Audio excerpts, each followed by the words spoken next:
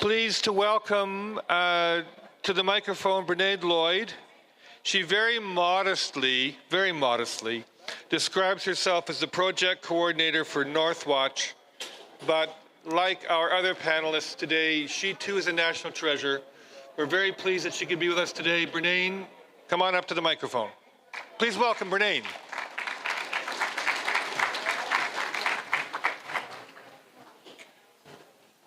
Thank you, Mike, and thank you, all of you. I'm really happy to be here. I'm very pleased to be here, and I'm thrilled that all of you are here. This is just great to have this room full of people who are, really engaged in this issue.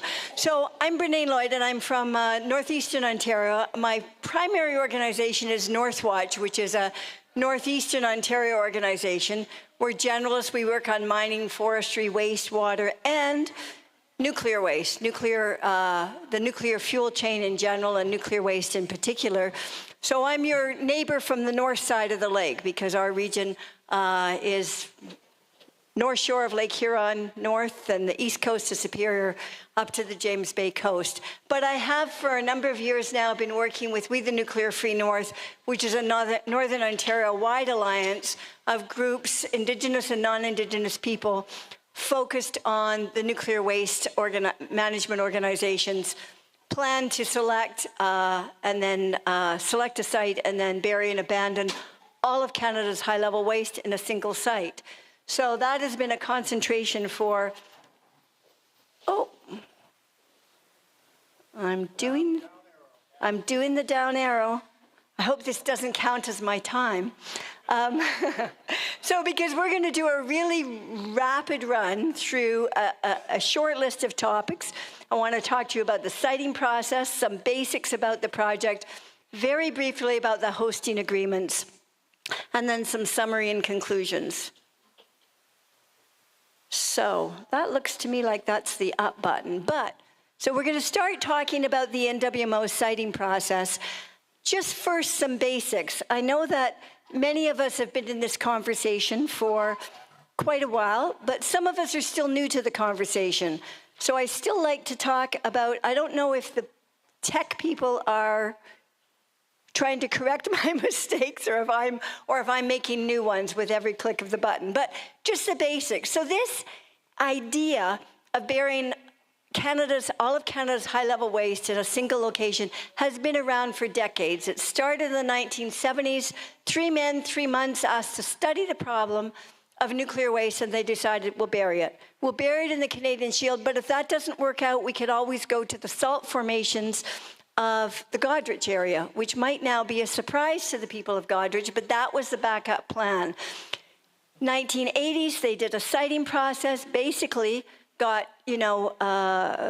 rushed out of town after town, but they did manage to do exploratory drilling in the north shore of Lake Huron and north of Superior at Atikokan.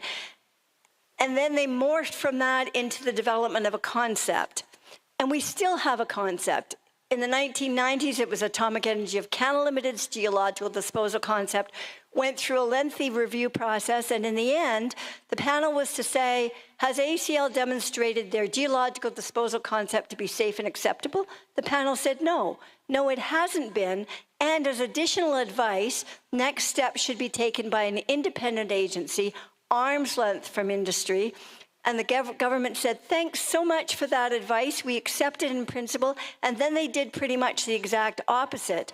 They created, through a Nuclear Fuel Waste Act, they gave direction to the nuclear industry to organize themselves as a waste management organization. So in 2002, the industry did that, and the Nuclear Waste Management Organization was created. They studied 3 options for 3 years: storage at site, centralized storage, and deep geological repository. And in the end, not surprisingly, they selected deep geological repository as their endpoint, but they did do some very superficial studies of those other 2 options, and they did not identify that there was any actual cause for not proceeding with one of the other options. They were also feasible, but they said continued storage on site would be more expensive. Move forward They did that study, 2005, 2007. The federal government said, okay, go ahead. And they moved to create a siting process. And I'm still not having, there. So they created a siting process. It's a 9-step siting process. And we're in the middle of that. So I'm having multiple problems. That's what I'm pressing. That one is down, right? Oh, if I'm holding it upside down. Solved, problem solved. So see how technology can be really tricky to operate. So we've got this 9-step siting process, and we're going to look at the middle steps in particular. So, and I'm going to highlight some of these steps because I think part of our problem that we're in now with the NWMO asking communities to declare their willingness to accept a concept, still a concept, a set of ideas about how this project might work. Some of our problems now stem back to the siting process itself. So back in step 5, that's actually technically, I think, where we probably are now. Communities are supposed to make a compelling demonstration of willingness. This is according to the original siting process. And then step 6, the municipality was to then create an agreement with the municipalities. The NWMO would enter into an agreement. Step 7 would be the environmental assessment, and step 8 would be when the construction would begin and site characterization would happen. So the problems with this are that step 5, the communities are making a compelling demonstration of willingness, i.e. in the case of South Bruce, you're participating in a referendum on October 28th. Before we actually know what the project is, the NWMO has not actually described their project in any level of detail that allows us to really assess the risks and uncertainties and understand and recognize and demand that they respond to the uncertainties. Then so that's step 5. Now step 6 and 5 really got kind of twisted and turned around because they created the agreement, then you'll have the referendum, and then they'll formalize the agreement.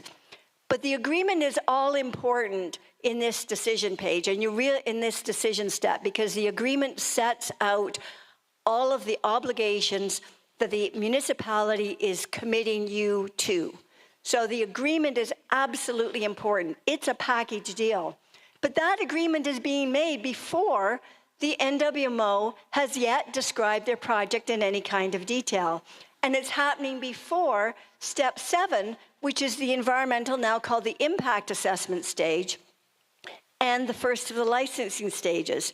We go on to some additional difficulties that aren't even detailed in the siting process because the impact assessment happens at the first licensing stage, which is to prepare the site, way before the NWMO is going to have to present in any kind of detail what's called the safety case, the set of technical arguments where they actually try to demonstrate that they can do this safely. That won't happen until the operating license, years and years down the road. So in step 8 under the NWMO's siting process, if they, and they're still following it loosely and generally, in step 8, they have an option. So in step 8, they begin construction. They begin constructing the underground repository to use it for the purpose of characterizing the site, testing out whether their predictions back in the impact assessment stage were correct or not. In step 8, they also have the option of adding something they call interim shallow storage. So potentially, they can begin moving the waste to the site at Teeswater while they're still testing out whether their predictions back in the impact assessment stage were correct or not, and way before they've got an operating license, so way before they've actually made the safety case, before you've had a chance to actually test those arguments that they're putting forward. Although testing the arguments will be really limited in both the impact assessment stage and the licensing stage. So we've got some real problems with the sequencing of the NWMO siting process. And they're problems that were pointed out to them in advance. But we're now in the final stages of the site selection part of that. And we went from multiple communities. 22 municipalities said, yeah, we'd like to learn how we could economically benefit from your $16 to $24 billion national infrastructure project, because that's what the NWMO offered to them. They didn't, in the initial stage, they didn't say, would you like to receive all of Canada's high-level waste in your community and have it processed there and buried there and abandoned there? No, they said, would you like to learn about our $16 to $24 billion national infrastructure project? We went from 22 communities, now we're down to 2. We're down to one site in the north, the Revel site between Ignis and Dryden, and the site here in Teeswater. So I want to just quickly run through the NWMO project, because they talk about it, adaptive phase management, the deep geological repository. It's got four major stages. Pre-operational stages, we have the siting. Then we have the 4 major stages of extraction, transportation, emplacement, processing, and emplacement. And then after that, post-operation, abandonment. So the first is extraction, and I'm going to go really quick on this, but I want to highlight it. Extraction is that first step when they have to remove the fuel waste from those dry storage containers. It's been there for decades. We don't know the condition. We know that there have been problems with the fuel defect mechanisms or systems at some of the reactor stations. We don't know the conditions of the waste in that dry storage container. But CNSC staff, Canadian Nuclear Safety Commission staff, said years ago, and it stuck with me since then, that fuel defects are a precursor to dose. What that means is every time the fuel is damaged, it creates the opportunity for those radionuclides, those hundreds of radionuclides, to move out into the environment, out of the fuel, out of the fuel bundles, into the container, and then eventually out into the environment and into our bodies. So the first step is that extraction, where they'll extract it from the dry storage container. They haven't described this at all. What the NWMO has said is, at each interim storage facility, the waste owner is responsible for doing that. And they say that as if somehow they're separate and different from the waste owner. They are the waste owner. OPG owns 90% of the waste. The 3 provincial utilities that generate radioactive waste by operating reactors are all part of the NWMO, but they say this as if it's some, distant third party. So there's nothing, and I think for people who are here who might live closer to Kincardine or to Tiverton, that might be an issue that you might want to explore as well, because those are a pretty big set of unknowns in terms of what the exposures to workers will be and the releases to the environment will be at that point of transfer. So there's questions about how the waste will be moved from dry storage to transportation containers. There's also a really big question about why they would move the waste twice. Because when we get to the processing stage, you'll see they're going to then extract it from the transportation containers into the final containers through the processing chain. So there's a really big question about why you would move it twice. And then a question, why would the waste be moved to a remote site? And by remote site, I don't mean remote in the, in the far away sense. I mean remote as in away from the reactor station. So next stage is transportation. And I've got a map up that we use in Northern Ontario, but these transportation risks are going to be really large for either site, for the Revel site in the north or Teeswater site here in South Bruce. So the transportation risks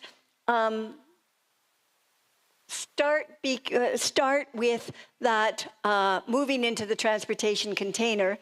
The NWMO has adjusted slightly their description of transportation. They've removed the option of sending it by the Great Lakes. They're pretty much settled into truck with the option of train as sort of a second runner. I think if it was the Teeswater site, it would be all by truck because there isn't, a train connection here. It'll be 2 to 3 trucks a day for at least 50 years. I'm going the wrong way again. So at least 50 years. And the site, the waste will start moving from Pickering first, although that was before the plan to rebuild Pickering again. And it will move by road steadily, 2 to 3 trucks a day over that long period of time. And there are 2 sets of risks, or 2 sets of risks. There's a risk of routine exposure. So risk is probability times consequence. In the terms of routine exposure, it's not so much a probability, it's a certainty. You will be exposed to radiation from the trucks as they pass. It'll be a small amount of radiation.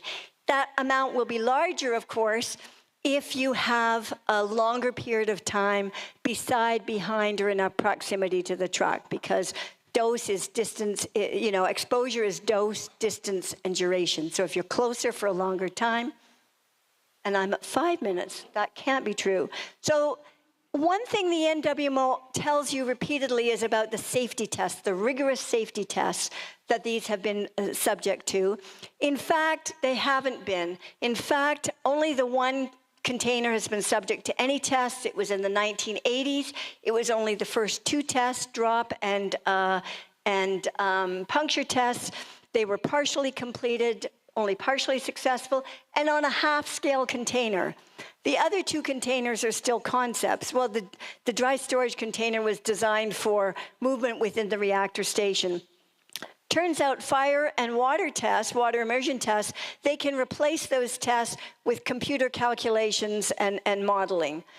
So there is, and there's issues around first responders exposure during radiological emergencies.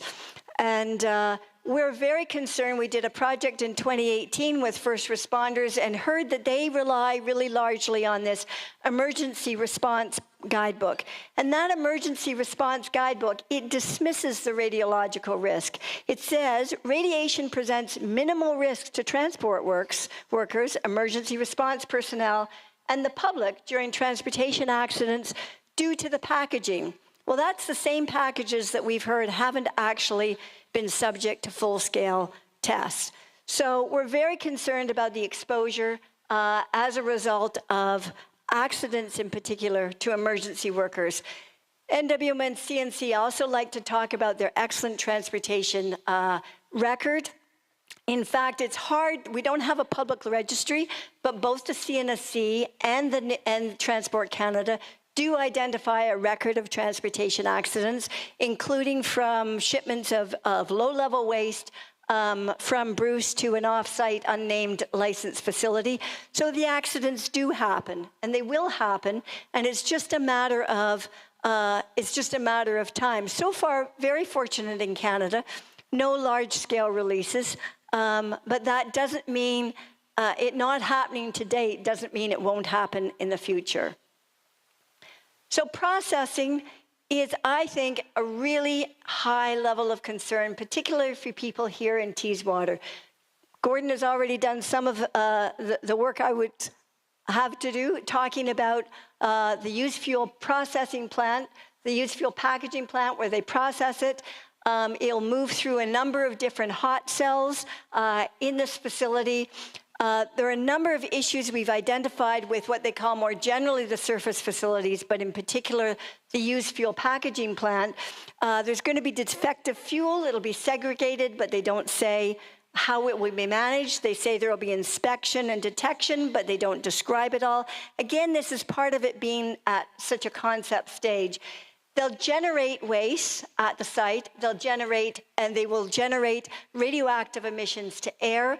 Workers will be exposed. In this very general description, they still include the detail that they will have an intention to monitor workers who are expected to have a dose exposure above 5 millisieverts. Well, first of all, that acknowledges that they expect some workers will be given a dose above the allowable level, even for nuclear energy workers, which is 5 times the level for the public.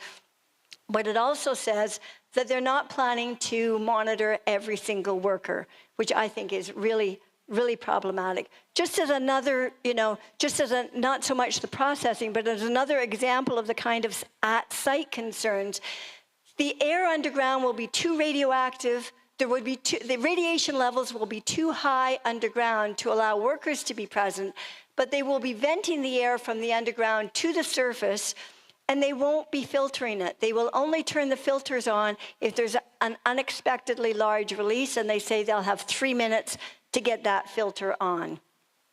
And I've got 2 minutes. So emplacement, they've said very little about emplacement. They're going to transfer it underground. There's a whole list of uncertainties with the way each of the barriers will work. There's scientific uncertainties that have been identified by scientists who are not part of the industry's so-called consensus. So more work may or may not make the safety case. We can do more work. I say NWMO's presented only a concept. More work needs to be done, but it may not arrive at a safety case. So they intend to select a site in 2024.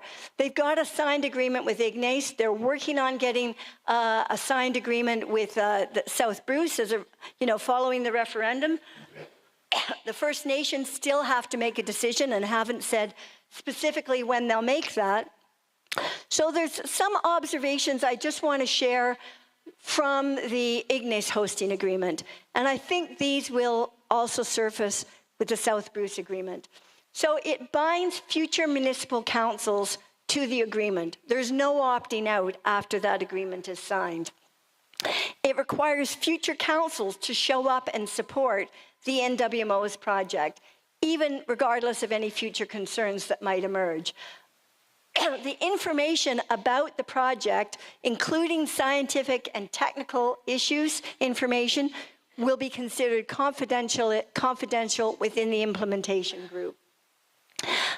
Even communications, this might not be the case in South Bruce. In Ignace, even communications from the council to the community will be reviewed by the NWMO. And it commits the township to providing support and services that the NWMO doesn't necessarily commit to funding. So I know I'm out of time, even though I had 2 more slides I really wanted to share. Well, you're going to have time. You've got 10 minutes for questions, so you're going to get to sneak it in here. If anybody asks me about my 2 remaining slides. That's right. But before you go, we're going to ask for questions. Can I borrow your microphone? You can. We're going to ask for questions, and as you're thinking about questions, I've got one here. Somebody sent up for you to get you started, Brennain.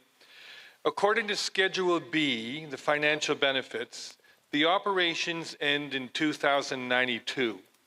Would you know how many spent rods would be contained by that time in Teeswater? I know that the projection is 7 million. Right now we've got, I think it's 3.3 million. The projections are 7 million. I expect, and that number is based on the currently operating reactors continuing to operate to the end of their currently projected operating period. But we also know that Bruce Power is now proposing Bruce C, and Ontario Power Generation and the Ontario government are talking about rebuilding 4 reactors at Pickering. So I did the calculations for Pickering. That was going to add another 1 million bundles. I expect Bruce C would add at least another 2 million bundles. You know, as Gordon said, as long as they continue to generate the waste, the hottest waste remains at surface, and the deep geological repository and the processing facility can and will not close. So it continues as long as they continue to generate radioactive waste. When you said 7 million, I saw several people go, wow. So we're at 60,000 tons right now with the 3.3 million. So we're talking 120,000. These are just very rough numbers. But I think the main point to keep in mind is that it will keep going. As long as they continue to operate the reactors, it will keep going. And so their argument that this will reduce the risk to Canadians just doesn't hold water as long as they continue having fresh, hot waste at the site. Other questions for right here? Bill? Yeah, my name is Erica Simpson, and I'm a professor of international politics in the Department of Political Science at Western University, which is in London, Ontario, Canada. And my question is for Brennain, and it's related to the decision-making process, which is summed up here. I have taught lectures on this to my classes in global diplomacy and global violence in Canada abroad now since 1996. And I always do a short lecture on this topic. I've had 60,000 students, and always the same question is, how come such a small, willing group gets to decide this decision? I counted there's 131 of you here. And you get to decide on an issue that affects the Great Lakes, that affects terrorism, international politics, Canadian politics, and only a small number of you, if you just vote no, they don't care, because the council members will make the decision. My students are fascinated by this lack of democracy. I talked to your counselor a few minutes ago at 2:30. He said he had to cut his beans in the field. This is that's why he's not here. This is going to be affecting not 7 generations, as Dr. Suzuki said, but 100,000 years into the future. And it's just you guys. I don't understand this. Please explain to me, Brennain, please. Thank you. Well, the process was designed to get to yes. So that's what we're doing here is you have had, by your council inviting NWMO into the community, you are then part of their process, and their process was designed for getting to yes. So that's why. Otherwise, we would have communities along the transportation route. We would have the downstream communities part of the decision-making, and they're not. So that's why this is a very carefully crafted process to get the industry where they want to be. Thank you. Right here. You'll hold it. Excellent. My question is, from where I sit here, it looks like, and I've been down this road on other issues, they've been since 1977 to figure out how to get the smallest group possible with no authority to take on the total burden of this site. Am I correct? Yeah. Okay. Remember that, everybody. Okay. I have another question here, Brennain. Pardon me just for a second while I borrow the microphone. If, as part of a DGR project, a repackaging plant is located here within 5 to 10 kilometers of Teeswater, how worried should we be regarding safety and emissions or accidents?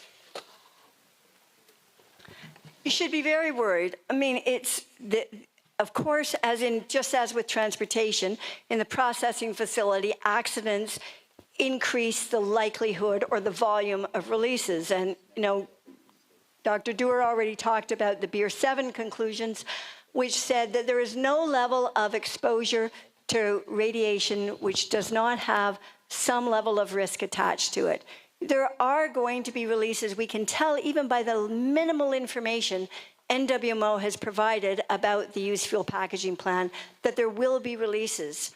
So that takes us back to that question from, transfer, when I was talking about extracting the waste at the generating station. Your council made an error in signing on to an agreement that included the used fuel packaging plant. There should not be a second handling of the waste. I mean, I don't think, even if you're going to move it ashore, so there's some sites like Pickering, very crowded, congested site. I don't believe in long distance shipment of the waste, but I could see in the case of Pickering, I don't know if the site can accommodate it. Darlington, Bruce certainly can. La Pro, Gentil certainly can. So even if there was going to be any movement of the waste, it should be transferred into its final container when it's removed from the dry storage containers. And NWMO quite purposefully left that, went in the opposite direction. Yucca Mountain, which was a U.S. project, they had initially taken an approach similar to the NWMO, where you'd ship it to the site, then you'd repackage it, then you'd put it underground. And they changed that because of the level of exposures to workers primarily, but also releases to the environment. So now they have a requirement of what they call direct disposal, where they have to put it into its final container at the reactor station. They also have a plan to have a irradiated fuel bay so it can be done underwater, subaqueously, which is the only way that fuel waste is handled in Canada right now on anything but a very, very, very small scale. 2 more questions and one more presenter, and then dinner right here, and then over here. I just want to very briefly, Brennain and Dr. Gordon-Edwards and Dr. Dale, thank you. I specifically am appreciative of the fact that you're pointing out the fact that this is a nuclear fuel reprocessing facility on the surface.